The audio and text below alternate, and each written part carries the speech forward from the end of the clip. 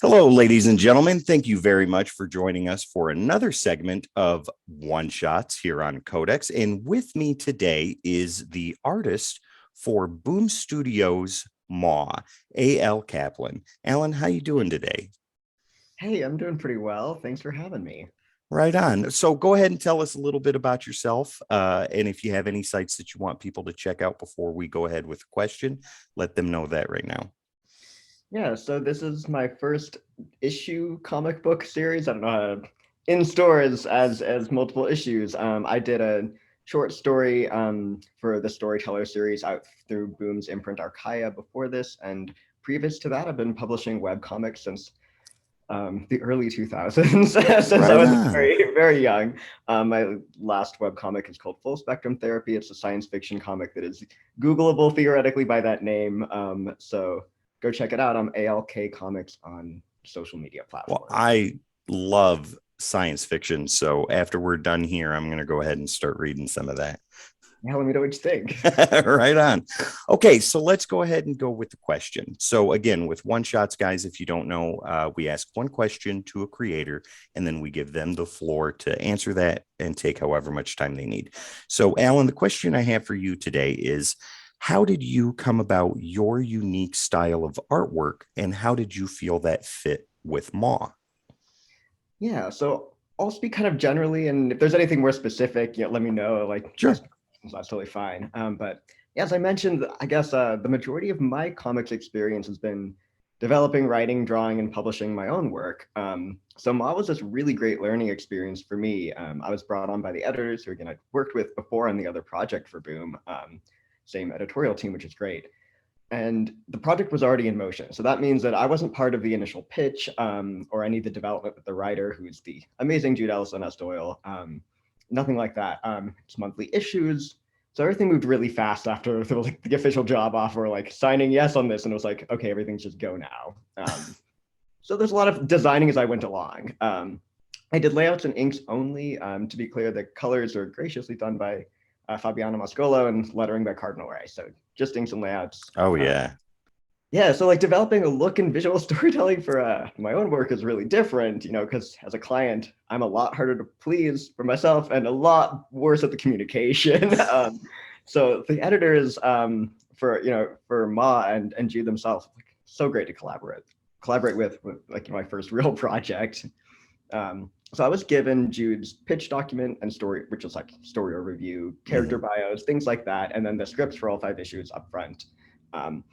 And along with that, there were some character designs that were done by another talented illustrator that I was told had been given to cover artists for them to work on stuff, because Okay. it has to get done at crazy intervals. So the only thing development wise that I had to do before turning in like layouts for the first issue was to do my take on those character designs. The editors, obviously, like, I couldn't veer too off model from what was there, since the designs, they were given to cover artists, and they all were pretty spot on to what Jude had written about the characters. They were great designs. But the editors did want to see like my own twist, because they like my style. So they wanted to, really grateful for them. They're like, hey, we want to see what you're doing with this, and then Right. go ahead with it.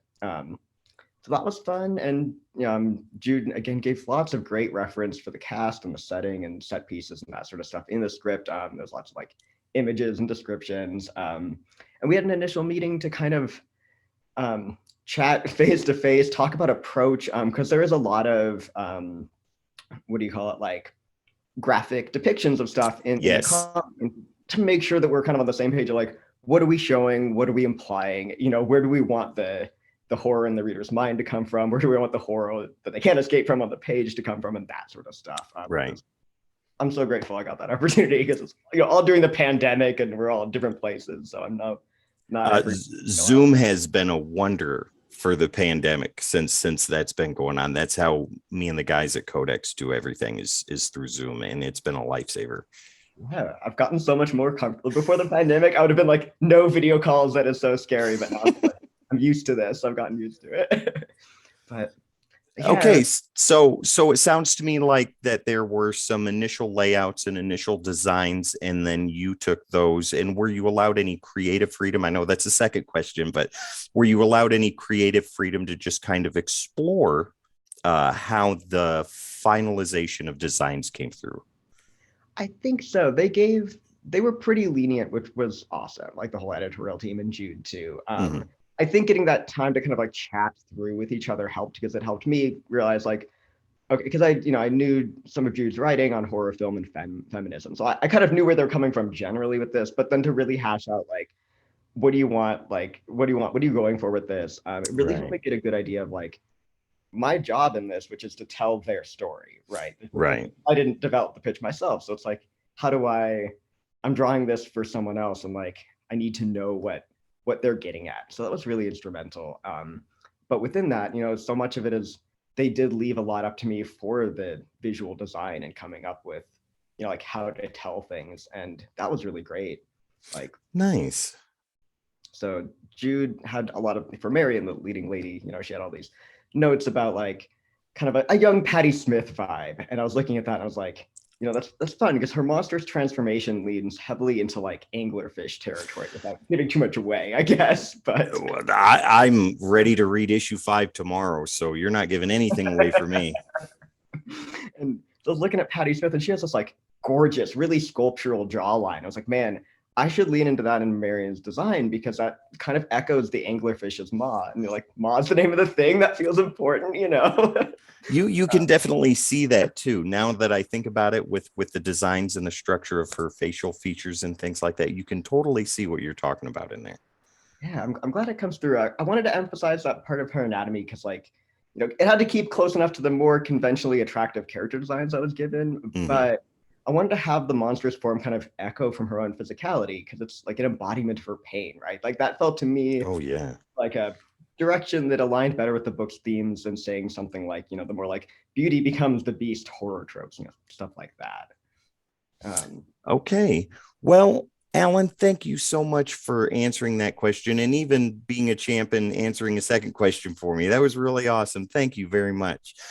Before we go, once again, let people know how they can find you on social media and your website one more time. Yeah. Again, on social media, I'm ALK Comics. And then if you search Full Spectrum Therapy in my name, you'll probably come up with the webcomic if you want to check that out. But yeah, thanks for letting me chat.